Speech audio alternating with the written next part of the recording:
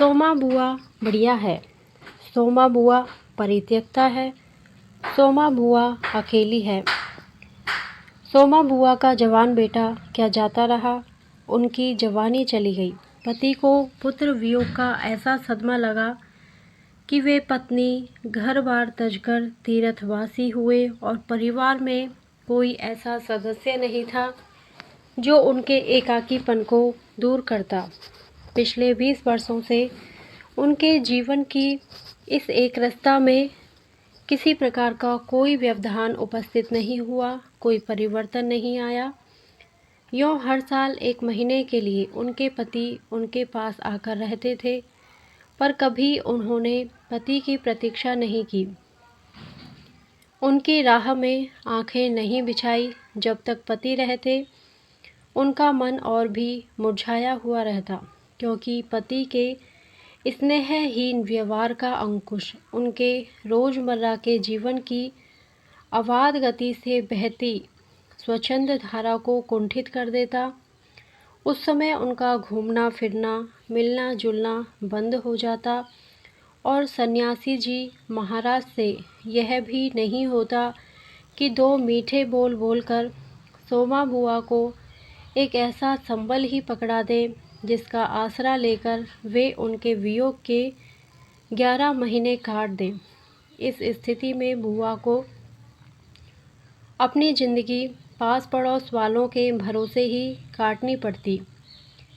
किसी के घर मुंडन हो, छठी हो, जनेऊ हो, शादी हो या गमी, बुआ पहुंच जाती और फिर छाती फाड़कर काम करती, मानो वे दूसरे के घर में नहीं अपने ही घर में काम कर रही हो। आजकल सोमा बुआ के पति आए हैं और अभी अभी कुछ कहा सुनी होकर चुकी है। बुआ आंगन में बैठी धूप खा रही है, पास रखी कटोरी से तेल लेकर हाथों में मल रही है और बड़बड़ा रही है। इस 1 महीने में अन्य अवयवों के शिथिल हो जाने के कारण उनकी जीभ ही सबसे अधिक सजीव और सक्रिय हो उठती है। तभी हाथ में एक फटी साड़ी और पापड़ लेकर ऊपर से राधा भाभी उतरी। क्या हो गया बुआ, क्यों बड़बड़ा रही हो? फिर सन्यासी जी महाराज ने कुछ कह दिया क्या? अरे मैं कहीं चली जाऊं सो इन्हें नहीं सुहाता। कल चौके वाले किशोरी लाल के बेटे का मुंडन था, सारी बिरादरी का न्योता था। मैं तो जानती थी कि ये पैसे का गुरूर है कि मुंडन पर सारी बिरादरी को न्योता है, पर काम उन नई नवेली बहुओं से संभलेगा नहीं, सो जल्दी ही चली गई। हुआ भी वही, और सरक कर बुआ ने राधा के हाथ से पापड़ लेकर सुखाने शुरू कर दिए। एक काम गत से नहीं हो रहा था। अब घर में कोई बड़ा बूढ़ा हो तो बतावे, यूँ कभी किया हो तो जाने। गीत वाली औरतें मुंडन पर बन्ना बन्नी गा रही थी। मेरा तो हंसते हंसते पेट फूल गया और उसकी याद से ही कुछ देर पहले का दुख और आक्रोश धुल गया। अपने सहज स्वाभाविक रूप में वे कहने लगी, भट्टी पर देखो तो अजब तमाशा, समोसे कच्चे ही उतार दिए और इतने बना दिए कि 2 बार खिला दो, और गुलाब जामुन इतने कम कि एक पंगत में भी पूरे ना पड़े। उसी समय मैदा सान कर नए गुलाब जामुन बनाए। दोनों बहुएं और किशोरी लाल तो बेचारे इतना जस मान रहे थे कि क्या बताऊं। कहने लगा, अम्मा तुम ना होती तो आज भद्द उड़ जाती। अम्मा तुमने लाज रख ली। मैंने तो कह दिया कि अरे अपने ही काम नहीं आवेंगे तो कोई बाहर से तो आवेगा नहीं। यह तो आजकल इनका रोटी पानी का काम रहता है, नहीं तो मैं सवेरे से ही चली आती। तो सन्यासी महाराज क्यों बिगड़ पड़े? उन्हें तुम्हारा आना जाना अच्छा नहीं लगता बुआ? यूँ तो मैं कहीं आऊँ जाऊँ सो ही इन्हें नहीं सुहा था, और फिर कल किशोरी के यहाँ से बुलावा नहीं आया। अरे मैं तो कहूँ कि घर वालों को कैसा बुलावा, वे लोग तो मुझे अपनी माँ से कम नहीं समझते। नहीं तो कौन भला यूँ भट्टी और भंडार घर सौंप दे। पर उन्हें अब कौन समझावे। कहने लगे, तू जबरदस्ती दूसरों के घर में टांग अड़ाती फिरती है और एकाएक उन्हें उस क्रोध भरी वाणी और कटु वचनों का स्मरण हो आया जिनकी बौछार कुछ देर पहले ही उन पर होकर चुकी थी। याद आते ही फिर उनके आंसू बह चले। अरे रोती क्यों हो बुआ, कहना सुनना तो चलता ही रहता है। सन्यासी जी महाराज 1 महीने को तो आकर रहते हैं, सुन लिया करो और क्या। सुनने को तो सुनती ही हूँ, पर मन तो दुखता ही है कि 1 महीने को आते हैं तो भी कभी मीठे बोल नहीं बोलते। मेरा आना जाना इन्हें सुहाता नहीं, सो तू ही बता राधा। ये तो साल में 11 महीने हरिद्वार रहते हैं, इन्हें तो नाते रिश्तेदारों से कुछ लेना देना नहीं, पर मुझे तो सबसे निभाना पड़ता है। मैं भी सबसे तोड़ तोड़ कर बैठ जाऊं तो कैसे चले। मैं तो इनसे कहती हूँ कि जब पल्ला पकड़ा है तो अंत समय में भी साथ रखो। सो तो इनसे होता नहीं। सारा धर्म कर्म ये ही लूटेंगे, सारा जस ये ही बटोरेंगे, और मैं अकेली पड़ी पड़ी यहाँ इनके नाम को रोया करूँ। उस पर से कहीं आऊँ जाऊँ तो वह भी इनसे बर्दाश्त नहीं होता। और बुआ फूट फूट कर रो पड़ी। राधा ने आश्वासन देते हुए कहा, रो नहीं बुआ। अरे वे तो इसलिए नाराज हुए कि बिना बुलाए तुम चली गई। बेचारे इतने हंगामे में बुलाना भूल गए तो मैं भी मान करके बैठ जाती, फिर घर वालों का कैसा बुलाना। मैं तो अपनेपन की बात जानती हूँ, कोई प्रेम नहीं रखे तो 10 बुलावे पर नहीं जाऊँ, और प्रेम रखे तो बिना बुलाए भी सिर के बल जाऊं। मेरा अपना हरकू होता और उसके घर काम होता तो क्या मैं बुलावे के भरोसे बैठी रहती। मेरे लिए जैसा हरकू वैसा किशोरी लाल। आज हरकू नहीं है, इसी से दूसरों को देख देख कर मन भरमाती रहती हूँ। और वे हिचकियाँ लेने लगी। सूखे पापड़ों को बटोरते बटोरते स्वर को भरसक कोमल बनाकर राधा ने कहा, तुम भी बुआ बात को कहाँ से कहाँ ले गई। लो अब चुप हो, पापड़ भून कर लाती हूँ, खाकर बताना कैसा है। और वह साड़ी समेटकर ऊपर चढ़ गई। कोई सप्ताह भर बाद बुआ बड़े प्रसन्न मन से आई और सन्यासी जी से बोली, सुनते हो, देवर जी के ससुराल वालों की किसी लड़की का संबंध भागीरथ जी के यहाँ हुआ है। वे सब लोग यहीं आकर ब्याह कर रहे हैं। देवर जी के बाद तो उन लोगों से कोई संबंध ही नहीं रहा, फिर भी समधी ही हैं। वे तो तुमको भी बुलाए बिना नहीं मानेंगे। समधी को आखिर कैसे छोड़ सकते हैं। और बुआ पुलकित होकर हंस पड़ी। सन्यासी जी की मौन उपेक्षा से उनके मन को ठेस तो पहुंची, फिर भी वे प्रसन्न थी। इधर उधर जाकर वे इस विवाह की प्रगति की खबरें लाती। आखिर एक दिन वे यह भी सुनाई कि उनके समधी यहाँ आ गए। जोर शोर से तैयारियां हो रही हैं, सारी बिरादरी को दावत दी जाएगी, खूब रौनक होने वाली है। दोनों ही पैसे वाले ठहरे। क्या जाने हमारे घर तो बुलावा आएगा या नहीं। देवर जी को मरे 25 बरस हो गए, उसके बाद से तो कोई संबंध ही नहीं रखा। रखे भी कौन, यह काम तो मर्दों का होता है। मैं तो मर्द वाली होकर भी बेमर्द की हूँ। और एक ठंडी सांस उनके दिल से निकल गई। अरे वाह बुआ, तुम्हारा नाम कैसे नहीं हो सकता, तुम तो समधिन ठहरी। संबंध में न रहे कोई रिश्ता थोड़े ही टूट जाता है। दाल पीसती हुई घर की बड़ी बहू बोली, है बुआ, नाम है, मैं तो सारी लिस्ट देख कर आई हूँ। विधवा ननद बोली। बैठे ही बैठे एकदम आगे सरक कर बुआ ने बड़े उत्साह से पूछा, तू अपनी आंखों से देखकर आई है नाम? नाम तो होना ही चाहिए, पर मैंने सोचा कि क्या जाने आजकल की फैशन में पुराने संबंधियों को बुलाना हो ना हो। और बुआ बिना 2 पल भी रुके वहाँ से चल पड़ी। अपने घर जाकर सीधे राधा भाभी के कमरे में चढ़ी। क्यों री राधा, तू तो जानती है कि नई फैशन में लड़की की शादी में क्या दिया जावे है। समधियों का मामला ठहरा, सो भी पैसे वाले। खाली हाथ जाऊंगी तो अच्छा नहीं लगेगा। मैं तो पुराने ज़माने की ठहरी, तू ही बता दे क्या दूं। अब कुछ बनने का समय तो रहा नहीं, 2 दिन बाकी हैं, सो कुछ बना बनाया ही खरीद लाना। क्या देना चाहती हो अम्मा? जेवर, कपड़ा या श्रृंगारदान या कोई और चांदी की चीज़ें? मैं तो कुछ नहीं समझू रही, जो कुछ पास है तुझे लाकर दे देती हूँ।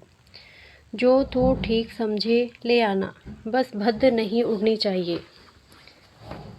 अच्छा, देखूँ पहले कि रुपए कितने हैं। और वे डगमगाते कदमों से नीचे आई। 2-3 कपड़ों की गठरियाँ हटाकर एक छोटा सा बक्स निकाला, बड़े जतन से उसे खोला। उसमें सात पे कुछ रेजगारी पड़ी थी और एक अंगूठी। बुआ का अनुमान था कि रुपये कुछ ज़्यादा होंगे, पर जब 7 ही रुपये निकले तो सोच में पड़ गई। रईस समधियों के घर में इतने से रुपयों से तो बिंदी भी नहीं लगेगी। उनकी नज़र अंगूठी पर गई। यह उनके मृत पुत्र की एकमात्र निशानी उनके पास रह गई थी। बड़े बड़े आर्थिक संकटों के समय भी वे उस अंगूठी का मोह नहीं छोड़ सकी थी। आज भी एक बार उसे उठाते समय उनका दिल धड़क गया। फिर भी उन्होंने 5 रुपये और अंगूठी आंचल में बांध ली, बक्स को बंद किया और फिर ऊपर को चली। पर इस बार उनके मन का उत्साह कुछ ठंडा पड़ गया और पैरों की गति शिथिल। राधा के पास जाकर बोली, रुपए तो नहीं निकले बहू, आए भी कहाँ से? मेरे कौन कमाने वाला बैठा है? उस कोठरी का किराया आता है, उसमें तो 2 समय की रोटी निकल जाती है जैसे तैसे। और वे रो पड़ी। राधा ने कहा, क्या करूं बुआ, आजकल मेरा भी हाथ तंग है, नहीं तो मैं ही दे देती। अरे तुम देने के चक्कर में पड़ती ही क्यों हो? आजकल तो देने लेने का रिवाज ही उठ गया।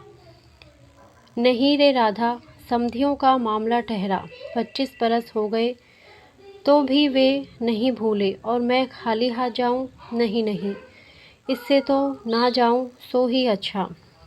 तो जाओ ही मत। चलो छुट्टी हुई, इतने लोगों में किसे पता लगेगा कि आई या नहीं।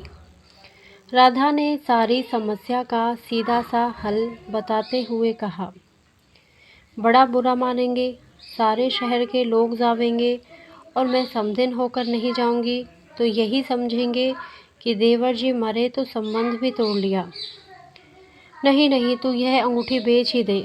और उन्होंने आंचल की गांठ खोलकर एक पुराने जमाने की अंगूठी राधा के हाथ पर रख दी। फिर बड़ी मिन्नत के स्वर में बोली, तू तो बाजार जाती है राधा, इसे बेच देना और जो कुछ ठीक समझे खरीद लेना, बस शोभा रह जावे, इतना ख्याल रखना।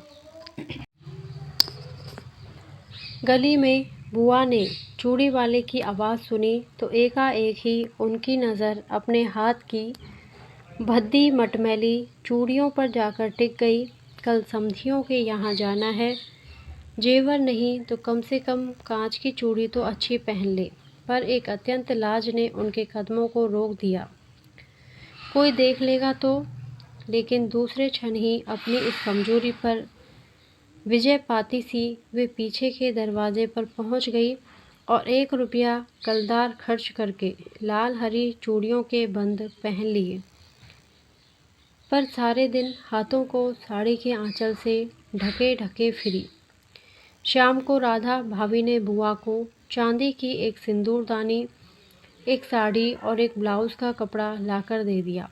सब कुछ देखकर बुआ बड़ी प्रसन्न हुई और यह सोच सोचकर कि जब वे ये सब दे देंगी तो उनकी समधिन पुरानी बातों की दुहाई दे देकर उनकी मिलनसारिता की कितनी प्रशंसा करेंगी। उनका मन पुलकित होने लगा। अंगूठी बेचने का गम भी जाता रहा। पास वाले बनिए के यहाँ से एक आने का पीला रंग लाकर रात में उन्होंने साड़ी रंगी। शादी में सफ़ेद साड़ी पहनकर जाना क्या अच्छा लगेगा? रात में सोई तो मन कल की ओर दौड़ रहा था। दूसरे दिन 9 बजते बजते खाने का काम समाप्त कर डाला। अपनी रंगी हुई साड़ी देखी तो कुछ जची नहीं। फिर ऊपर राधा के पास पहुंची। क्यों राधा, तू तो रंगी साड़ी पहनती है तो बड़ी आव रहती है, चमक रहती है, इसमें तो चमक आई नहीं। तुमने कलफ जो नहीं लगाया अम्मा, थोड़ा सा मार दे देती तो अच्छा रहता। अभी दे लो, ठीक हो जाएगी। बुलावा कब का है? अरे नए फैशन वालों का मत पूछो, ऐन मौके पर बुलावा आता है। 5 बजे का मुहूर्त है, दिन में कभी भी आ जाएगा। राधा भाभी मन ही मन मुस्कुरा उठी। बुआ ने साड़ी में मांड लगाकर सुखा दिया। फिर एक नई थाली निकाली। अपनी जवानी के दिनों में बुना हुआ क्रोशिये का एक छोटा सा मेजपोश निकाला। थाली में साड़ी, सिंदूरदानी, एक नारियल और थोड़े से बताशे सजाए। फिर जाकर राधा को दिखाया। सन्यासी महाराज सवेरे से इस आयोजन को देख रहे थे और उन्होंने कल से लेकर आज तक कोई 25 बार चेतावनी दे दी कि यदि कोई बुलाने नहीं आए तो चली मत जाना, नहीं तो ठीक नहीं होगा। हर बार बुआ ने बड़े विश्वास से कहा, मुझे क्या बावली समझ रखा है जो बिन बुलाए चली जाऊंगी? अरे वह पड़ोस वालों की नंदा अपनी आंखों से बुलावे की लिस्ट में नाम देखकर आई है, और बुलाएंगे क्यों नहीं? शहर वालों को बुलाएंगे और समधियों को नहीं बुलाएंगे क्या? 3 बजे के करीब बुआ को अनमने भाव से छत पर इधर उधर घूमते देख राधा भाभी ने आवाज़ लगाई, गई नहीं बुआ? एकाएक चौंकते हुए बुआ ने पूछा, कितने बज गए राधा? क्या कहा? 3? सर्दी में तो दिन का पता नहीं लगता। बजे 3 ही हैं और धूप सारी छत पर ऐसे सिमट गई मानो शाम हो गई। फिर एकाएक जैसे ख्याल आया कि यह तो भाभी के प्रश्न का उत्तर नहीं हुआ। जरा ठंडे स्वर में बोली, मुहूर्त तो 5 बजे का है, जाऊंगी तो 4 तक जाऊंगी, अभी तो 3 ही बजे हैं। बड़ी सावधानी से उन्होंने स्वर में लापरवाही का पुट दिया। बुआ छत पर से गली में नज़र फैलाए खड़ी थी। उनके पीछे ही रस्सी पर धोती फैली हुई थी जिसमें कलफ लगा था और अबरक छिड़का हुआ था। अबरक के बिखरे हुए कण रह रहकर धूप में चमक जाते थे, ठीक वैसे ही जैसे किसी को भी गली में घुसता देख बुआ का चेहरा चमक उठता था। 7 बजे के धुंधलके में राधा ने ऊपर से देखा तो छत की दीवार से सटी गली की ओर मुंह किए एक छाया मूर्ति दिखाई दी। उसका मन भर आया। बिना कुछ पूछे इतना ही कहा, बुआ सर्दी में खड़ी खड़ी यहाँ क्या कर रही हो? आज खाना नहीं बनेगा क्या? 7 तो बज गए। जैसे एकाएक नींद में से जागते हुए बुआ ने पूछा, क्या कहा? 7 बज गए। फिर जैसे अपने से ही बोलते हुए पूछा, पर 7 कैसे बज सकते हैं? मुहूर्त तो 5 बजे का था। और फिर एकाएक ही सारी स्थिति को समझते हुए स्वर को भरसक संयत बनाकर बोली, अरे खाने का क्या है, अभी बना लूँगी, 2 जनों का तो खाना है, क्या खाना और क्या पकाना। फिर उन्होंने सूखी साड़ी को उतारा, नीचे जाकर अच्छी तरह उसकी तह की, धीरे धीरे हाथों की चूड़ियाँ खोली, थाली में सजाया हुआ सारा सामान उठाया और सारी चीज़ें बड़े जतन से अपने एकमात्र संदूक में रख दी और फिर बड़े ही बुझे हुए दिल से अंगीठी जलाने लगी। धन्यवाद।